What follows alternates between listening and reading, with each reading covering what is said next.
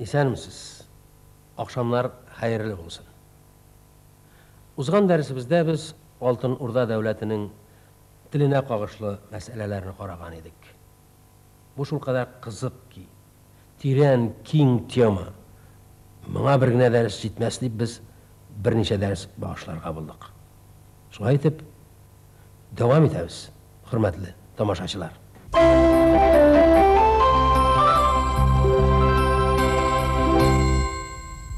Kızık hal. Kolumb 1492 yılını Amerika'nı aşkanda at bulmuyor Amerika'da. Amerika utravlarında da, Amerika kıtgasında da at yok. Avrupa'dan kelgen atını körgeç, İndiyisler şok katalar. Şunu bir hayvan diyorlar. İki başlı, altı ayaklı bir hayvan, hem üstegisi ayrılıp sikirip düştü de bilirler. Jaydak sikirip düşkeç. Alar atını bilmiyor. Birgine kontinentte da atını bilmiyorlar. En zor Amerika'nın üstegi, Künyak Amerika'da da, hem Tünyak Amerika'da da atının nerse ekenini bilmiyorlar. Şundan uylarga turu keleyindi. Nişiksin, İndiyisler birinik boğazı aşağı ol vaqtta 40 yıl bulgan imi, jeyevgine köşengenler mi ni?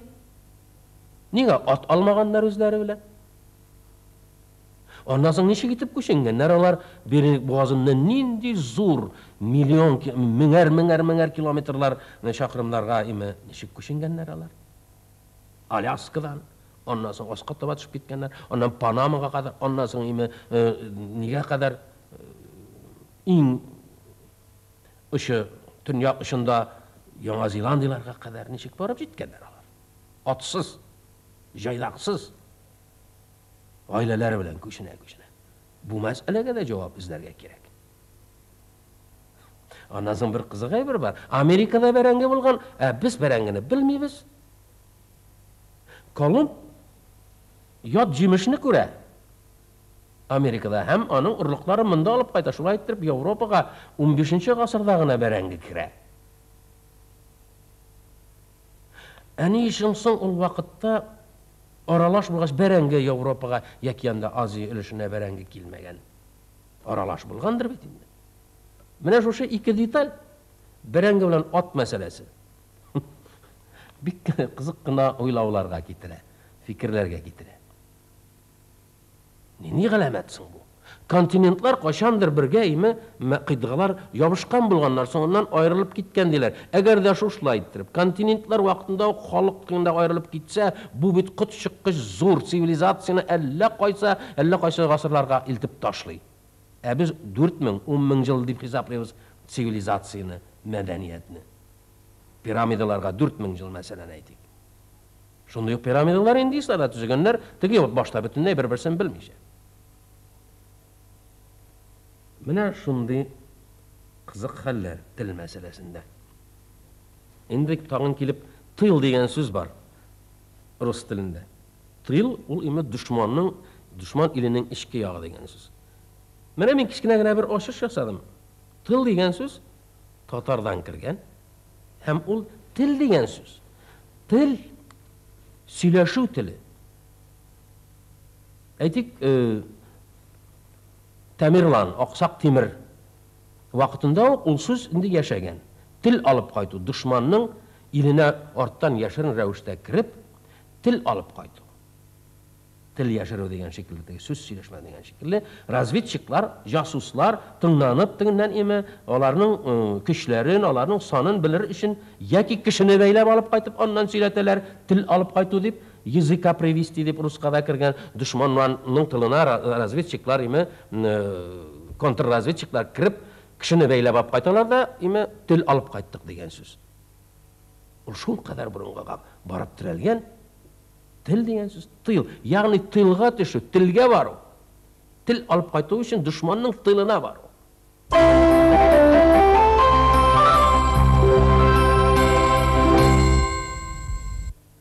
Biz sizin bilen ötken derslerimizde burungu Bulgarlar turunda da biraz söyleştik. Burungu Tatarlar, Mongol yerinde tuğup üsken Tatarlar kabileleri turunda söyleştik. Ondan sonra onların koşuluğu turunda söyleştik mında kelip. Hem bizge kelip kirgen Tatar degen söz, isim, halkının isimi turunda da biraz söyleştik. Hem elit tağında söyleşiriz alqataba inşallah. Mine bugün Altın Urda'nın tili nindi olmak. Alдағы дәрсләрдә дә мин кымшатып киттем кайбер бу сүзләрне. Чөнки Алтын Урда кем дәүләте дигән хәтта зур-зур китапларда чыкты. Мәкаләләр дә чыкты. Алтын Урда кем дәүләте? Ул Казакныкымы, Үзбәкныкымы, ул Урысныкымы, Татарныкымы, Монгolныкымы, Кытайныкымы. Тарихларда өйрәтелә килде. Алтын Урда ул татар-монгол яки монгол дәүләте, салтанаты, империя. Империя дигән сүзнең үзебезчәсе салтанат, солтанлык ягъни. Күп солтаннарны, ханнарны берләштергән салтанат, империя дигән сүз. Аннан соң Алтын Урда безнеке түгел дип әйтәбез кайчакта инде. Янәсе без татарлар белән сугышмаган халыкны, без айрым халык дип әйтергә теләүчеләр дә булды. Примитив кына инде. Инде хәзер ярый тарих мәсьәләсендә иркенлек килеп чыкты. Хәзер инде Алтын Урда безнеке дип әйтүче халыклар бар. Татарлардан тыш, татарлардан алда. Алтын Урданың сәнгате белән, Алтын Урданың яулаулары белән мактана башлаучылар да килеп табылды. Элек инде татарларныкы, ул татарларныкы дип әйткән халыкларда. Багызы бер халыкларның галимнәре дә. Хәзер Алтын Урда өчен тарткалаш булырга мөмкин. Кемнеке дә кемнеке. Моның өчен зур тарихчы булу да кирәкми. Алтын Урданың территориясын билгеләп чыкты Рауил Фәхретдинов. Аның берничә китабы чыкты. Алтын Урданың территориясына, Болгар дәүләтенең территориясына багышланган. Алтын Урда дәүләте ул Кыпчак далалары белән Дунайга кадәр, Кавказга, Дербентка кадәр, һәм монда Кутупка кадәр Казан вилаятларын, Башкортстаннарны һәм Рус дәүләтендә үз иченә алган салтанат империя булган. Хәзер менә карыйк.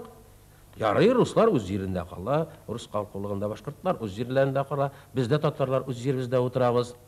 Хәзер Алтын Урданың иң төп шәһәрләре Әстерхан тирәсендәге сарай һәм өстәрәк тагын сарай шәһәре. Яки анда Җаек теге башта ит, Сөемикәнең туган җире Җаек. Бүгенге көндә Гуриев шәһәре. Шушы тирәдә нинди халык яши бүген? Әйтик Саратов тирәсендә. Саратов, Самара тирәсендә. Бөтенесендә татар авыллары. Мишәрләребез утыра. Кайчан утырганлыклары да билгеле. Бу авылларның тарихлары 1200-1300 ел әввәл салынганнар.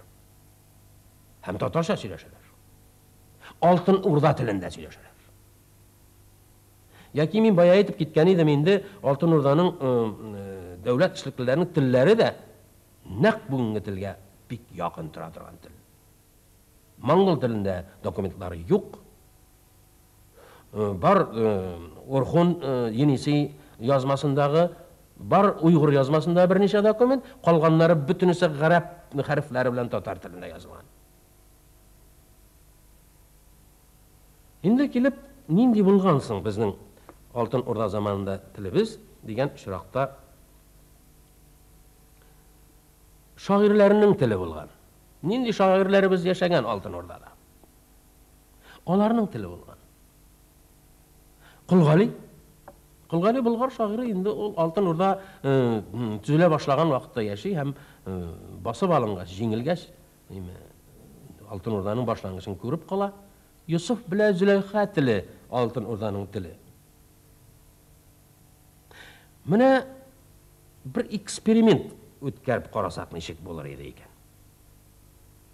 Моннан 800 ел әввәл язылган Юсуф белән Зөләйха китабы Кулгалиның бик күп җирләрдә Татарстан авылларында табылды. Кырымда да, Әстерханда да берничә табылды, Башкортстанда берничә, ләкин 100дән артыгы Татарстанда табылды. Ягъни элекеге Алтын Урда территориясе Казан ханлыгының территориясендә табылды һәм ул чынлыкта Кулгалиның язган телендәгечә сакланган һәм ул безнең әбиләребез аны саклаган шырмаларда, сандыкларда җиргә күмеп саклаганнар Юсуф белән Зөләйханы. Һәм алар аны тәрҗемәсез укыганнар.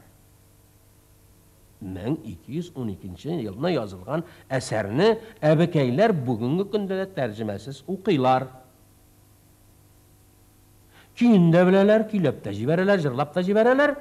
Ул бит дастан, ул бит музыкаль әсәр, Ул бит опера кебек әсәр булган. Аны бит көннәр буена зур музыкантларның уйнавында, курайлар, найлар, карнайлар, сазлар уйнавында башкарылган әсәр.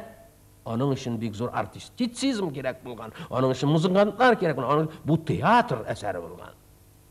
Ул вакытта кыш көннәрендә кышлакка кайткан дала кешеләре рәхәтләндереп сәнгать белән шөгыльләнгәннәр, җырлаганнар, әкиятләр сөйләгәннәр, биегәннәр, кул эшләре белән шөгыльләнгәннәр. Бүгенге көндә дә эксперимент узгарып карарга мөмкин. Мәскәүдә укыган чакта мин моны тәкъдим иттем үзебезнең профессорларга. Әйдәгез, алабыз 10 авыл татар авылы, алабыз 10 авыл рус авылы. Һәм шунда тенденцияз булмаган кешеләр кинокамера белән, магнитофон белән чыгып китәбез дә, беренче очраган кешене һәр авыл сайын 3 кешедән сорыйбыз. Авыл башында, ортасында чыгып киткәнче. Татар авылына керәбез дә, очраган бер әбидән, беренче әбидән. Юсуф Зөлайханы беләсеңме дисәм, дип сорасак. Ну җырлап бирмәсен, яттан сөйләмәсен. Әлбәттә Юсуф кыссасын белә. İştəliği nişik desəng söylәп бирә ала. Yusufның туганнары кыйга ташлаганнары турында җылый. Икенче карчыкта әйтәчәкләр, кайберсе бөтенләй баштан аяк хәтта сөйләп тә бирергә мөмкин, җырлап та бирергә мөмкин. 10 авылдан 30 карчыкны санаганда алардан бер 3-4 кеше генә белмәскә мөмкин. Аеруча бер мукыт булса инде. Никадәр популяр әсәр. Никадәр тәрбия иткән, буыннарны тәрбия иткән. Анда эстетик алымнарда, анда бит сәнгать, анда сәясәт, анда ир белән хатын мөнәсәбәтләре, хыянат мөнәсәбәтләре, ул бит küfür сүз булмасын. Коръан шикелле кадерле китап булган. Әйе. Хәзер рус авылларына барабыз да, шушы тәҗрибәне кулланабыз. Һәм бу әбиләрдән сорыйбыз. Әйтегез әле, слово о полку Игореве нәрсә ул дип сорыйбыз. Шушы 30 карчыктан әйтә алырлар микән нәрсә икәнен, әйткән очракта да иштәлеген сөйли алырлар микән? Көйе белән җырлап бирә алырлар микән? Һәм оригиналында укып бирә алырлар микән? Хәтта бүгенге кириллица белән язылганында укып бирә алырлар микән? Укыгач аңлата алырлар микән? İştəliğin. Min bulay diye oyluyum. Şuşu 30 karşıktan 1, 3, 4, 5 bulurğa mümkün. Slovo o polku Igorev'nin нәрсә икәнен әйтеп бирүш. İştəlik мәсьәләсе. Кыйынга туры килә, аңлау мәсьәләсе бөтенләй. 90-99% аңламаячаклар ул телне. Юсуф белән Зөләйха Slovo o polku Игорев белән яшьтәш хәтта. İң birinci әсәр итеп ул бирелә русларда, хрестоматийник әсәр итеп бирелә. Менә безнең сәнгать әсәребез фәлән-фәләненче елда. Татарлар biz әйтәбез инде, менә безнең сәнгать әсәребез 1212 елда кем язганы билгеле, кайда язылганы билгеле, һәм теле аңлаешлы. Менә шушы ике эксперимент тел теориясендә бая әйткән, тел теориясендә гаҗәп кызык фикерләүләргә китереп чыгара. Нәрсә булган соң? Slovo o polku Igorev'ni ясалма дип тә әйтәләр инде. Ягъни андый әсәр булмаган, аны кемдер язган дип әйтәләр. Мин ул бәхәскә кирмим. Мин галим түгел бу мәсьәләдә, ләкин бер нәрсәне генә әйтә алам. Тел бик нык үзгәргән, рус теле. Хәтта Slovo o polku Igorев дигән әсәр булган чиракта да, моннан 700-800 еллар элек ул вакыттагы телне бүгенге рус аңламаячак. Һәм ул вакыттагы кешеләр бүгенгә килеп кайтып төшсәләр, рус телен аңламаячак. Тел шул кадәр нык үзгәргән, танымаслык дәрәҗәдә үзгәргән. Иван Грозныйның телен без аңламаячакбыз. Оноеда, Моноя Петр беренченең телен ежеда, меже име, аны специалистлар, узманнар гына, махсус өйрәнгән галимнәр генә аңлый ала бугай шикелле. Татар теле моннан 800 еллык татар теле үзгәрмәгән. Az үзгәргән. Менә бу да кызык теория. Консерватив тел, кат тел булганга үзгәрми дип уйларга мөмкин. Карт кешене үзгәртеп булмый. Аның фикерен дә үзгәртеп булмый инде, аннан спортсмен да ясап булмый, ул муртайган һәм татар теле борынгы тел булганга күрә консерватив тел. Аны үзгәртү бик кыен. Хәтта аннан бик күп яңа терминнар өстәп тә телне үзгәртеп булмый. Татар теле генә түгел инде әлбәттә. Бу очракта инде шул тугандаш телләр, үзбәк, казак, кыргыз, төрек телләре барса да шушыңа керә. Рус теле яшь булган, бик яшь. Аның сүз запасы бик аз булган. Шуңа күрә ул татардан бик күп сүзләр алган. Аннан соң немецтән алган, аннан соң инглизчәннән алган, аннан соң итальяннан алган. Баксагыз, bütün музыкаль терминнар италиянеке, bütün ашхана кухня терминнары, ропштикс, бефстикс, суп, соль, bütün нәрсәләр герман теле белән инглиз теленнән кергәннәр. Телне шушы телләр, рус телен шушлай итеп бул бүгенге бай телгә әверелгән. Шуңа күрә без бүгенге рус кешесе слово о полку игрываниедә һәм Пушкинга кадәр булган документларны да укып аңлый алмый. Специалист булмаса.